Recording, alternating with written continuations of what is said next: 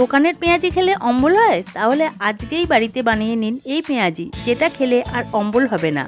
নমস্কার বন্ধুরা, Bengali food কিচেনে সবাইকে স্বাগত। আমার আজকের রেসিপি পেঁয়াজি। আপনারা রেসিপিটা প্রথম থেকে শেষ পর্যন্ত দেখতে থাকুন। চলুন তাহলে শুরু করা যাক। এখানে আমি 2টো কাঁচা লঙ্কা ছোট ছোট করে কুচো করে নিয়েছি, আর 3টে মাঝারি সাইজের পেঁয়াজ স্লাইস করে কেটে পাপড়িগুলো ছাড়িয়ে নিয়েছি। নুন দিয়ে দিলাম স্বাদ মতো,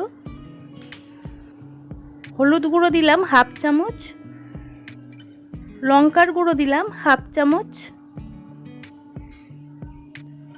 চালের গুঁড়ো দিলাম 2 চামচ,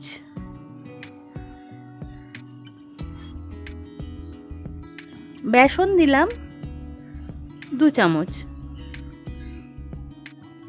এবারে সব উপকরণ আমি ভালো করে মেখে নিচ্ছি। পেঁয়াজে প্রচুর পরিমাণে জল আছে, তাই প্রথমেই জল দেবেন না। 1/2 চামচ দিলাম কালো জিরে, আর জোয়ান নিয়েছি 1/2 চামচ। এটা একটু হাতে ঘষে দিয়ে দিতে হবে। জোয়ান দিয়ে পেঁয়াজি মাখলে আর সেটা অম্বল হয় না, তাই জোয়ানটা দেবার চেষ্টা করবেন। এবার এটা ভালো করে মেখে নিতে হবে। যদি একটু শুকনো মনে হয় তাহলে খুব সামান্য জল দেবেন। এখানে আমি 1/2 চামচ বেসন যোগ করলাম। এটা একটু টাইট করে মাখতে হবে। এই যে আমি খুব সামান্য জল দিলাম, এতে জলের প্রয়োজন প্রায় পড়বেই না। এবারে আমি গ্যাস জ্বেলে কড়া বসিয়ে দিলাম। পর্যাপ্ত পরিমাণে তেল দিয়ে দিলাম। এটা আমি সর্ষের তেলে ভাজবো, আপনারা রিফাইন্ড অয়েলেও ভাজতে পারেন। আপনারা লক্ষ্য রাখুন আমি কিভাবে পেঁয়াজির শেপটা দিচ্ছি। এই যে থালার গায়ে একটু চ্যাপটা করে নিতে হবে। তারপরে তেলটা গরম হবার পর এটা ছেড়ে দিতে হবে। যারা এখনো পর্যন্ত চ্যানেলটা সাবস্ক্রাইব করেনি তারা সাবস্ক্রাইব করে পাশে থাকা বেল বাটনটা অবশ্যই প্রেস করে রাখুন। এই পেঁয়াজি সন্ধেবেলা মুড়ি দিয়ে বা চায়ের আসরে বা জলখাবারে খুবই ভালো লাগে। আর বর্ষার সন্ধ্যায় পেঁয়াজি তো জাস্ট জমে যাবে।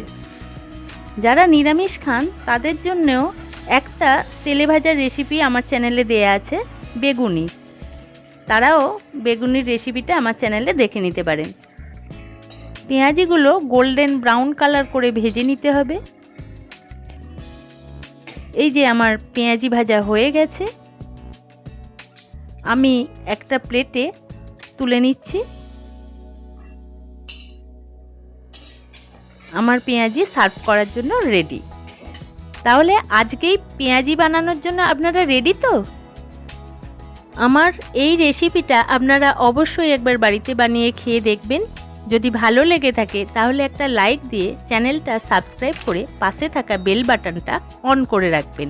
ধন্যবাদ।